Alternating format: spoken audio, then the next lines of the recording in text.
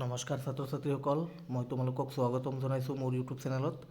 তো ছাত্ৰ ছাত্ৰীসকল, আজি আমি ক্লাছ 6ৰ সমাজবিদ্যা বিষয়ৰ পাঠ নং 14ৰ মহাজন পদৰ প্ৰশ্নৰ উত্তৰকেইটা আলোচনা কৰিবলৈ গৈ আছোঁ। তো ব'লা আমি আৰম্ভ কৰোঁ। 1 নম্বৰ কৈছে সঁচা মিছা নিৰ্ণয় কৰা। ক নম্বৰ প্ৰশ্নটো কৈছে পুৰাতত্ত্ববিদসকলে খনন কাৰ্যৰ দ্বাৰা জনপদসমূহৰ বিষয়ে তথ্য লাভ কৰিছিল। উত্তৰ হ'ব সঁচা। খ নম্বৰ জনপদৰ দিনত বিভিন্ন ৰঙৰ মাটিৰ পাত্ৰ তৈয়াৰ কৰা হৈছিল। এইটো সঁচা। গ নম্বৰ কৈছে মহাজন পদৰ সময়ত লোৰ ব্যৱহাৰ হোৱা নাছিল। লোৰ ব্যৱহাৰ হৈছিল, ইয়াত কৈছে হোৱা নাছিল, তাৰমানে মিছা কথা কৈছে। গ নম্বৰ প্ৰশ্নটো কৈছে মহাজন পদৰ দিনত শস্যৰ ওপৰত 1/6 অংশ কৰ নিৰ্ধাৰণ কৰা হৈছিল। 1/6 নহয়, 1/3 অংশ কৰ নিৰ্ধাৰণ কৰা হৈছিল। এইটো মিছা কথা কৈছে। ঙ নম্বৰ প্ৰশ্নটো কৈছে মহাজন পদসমূহ সমগ্ৰ ভাৰততে সিঁচৰিত হৈ আছিল। এইটো সঁচা কথা কৈছে। 2 নম্বৰ কৈছে শুদ্ধ উত্তৰটো বাছি উলিওৱা। ক নম্বৰ তলৰ কোনখন মহাজন পদত ৰাজতন্ত্ৰ নাছিল? মগধ, লিবচ্ছি, অংগ, অৱন্তী। ক'ত ৰাজতন্ত্ৰ নাছিল? একমাত্ৰ মগধতেই ৰজাৰ শাসন নাছিল। খ নম্বৰ মগধ ৰাজ্যৰ কাষতে থকা নদীখন হ'ল গংগা নদী।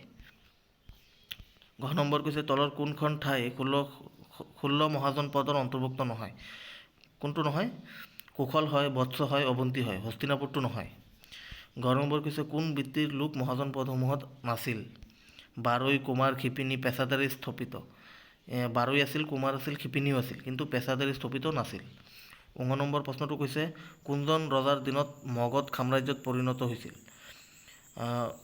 ৰজা মানে বিম্বিসাৰ, অজাতশত্ৰু, মহাপদ্মনন্দ, চন্দ্ৰগুপ্ত মৌৰ্য। চন্দ্ৰগুপ্ত মৌৰ্যৰ দিনত মগধ সাম্ৰাজ্য পৰিণত হৈছিল, মানে তেতিয়া ৰজাৰ শাসন আৰম্ভ হৈছিল। ইয়াৰ আগতো ৰজা আছিল, বিম্বিসাৰ, অজাতশত্ৰু আৰু পদ্মনন্দ। 3 নম্বৰ কৈছে উত্তৰ লিখা।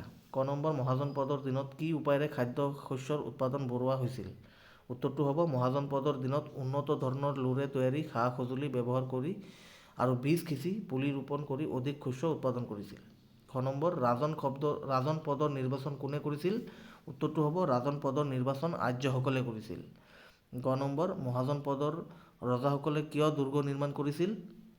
উত্তৰটো হ'ব আনৰ আক্ৰমণৰ পৰা নিজকে ৰক্ষা কৰিবলৈ, নিজৰ প্ৰতিপত্তি বজাই ৰাখিবলৈ মহাজন পদৰ ৰজাসকলে দুৰ্গ নিৰ্মাণ কৰিছিল। ঘ নম্বৰ প্ৰশ্ন মগধ শক্তিশালী হোৱাৰ মূল কাৰণবোৰ কি আছিল? উত্তৰটো হ'ব মগধ শক্তিশালী হোৱাৰ মূলতে আছিল ইয়াৰ প্ৰাকৃতিক সম্পদৰাজি। প্ৰধান নদী গংগা আৰু সোণ মগধৰ মাজেদি বৈ গৈছিল বাবে এই বিস্তৃত অঞ্চল খাৰুৱা আছিল। ইয়াৰ ফলত পৰিবহণ, পানী যোগান আদিৰ সুবিধা হৈছিল। তদুপৰি মগধৰ বহু অঞ্চল হাবি-বননিৰে পৰিপূৰ্ণ আছিল। হাবিত থকা হাতীবোৰ ধৰি আনি প্ৰশিক্ষণ দি সৈন্য বাহিনীৰ কামত লগোৱা হৈছিল।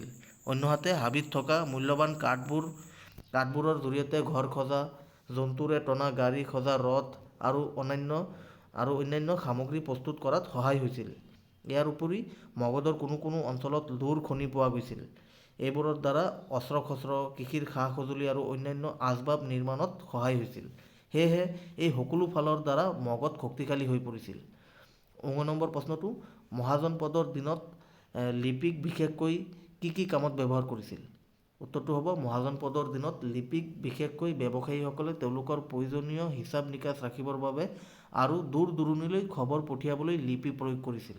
লিপিৰ সহায়ত ৰজাসকলে কৰ সম্পৰ্কীয় হিচাপ লিখিত ৰূপত ৰাখিছিল। তো এইকেইটাই আছিল ছাত্ৰ ছাত্ৰীসকল, তোমালোকে পঢ়িবা, পৰীক্ষাও ওচৰ চাপি আহিছে। আৰু লগতে মোৰ ইউটিউব চেনেলটো ছাবস্ক্ৰাইব, লাইক আৰু ভিডিঅ'টো ভাল লাগিলে শ্বেয়াৰ কৰিবা। বহুত বহুত ধন্যবাদ।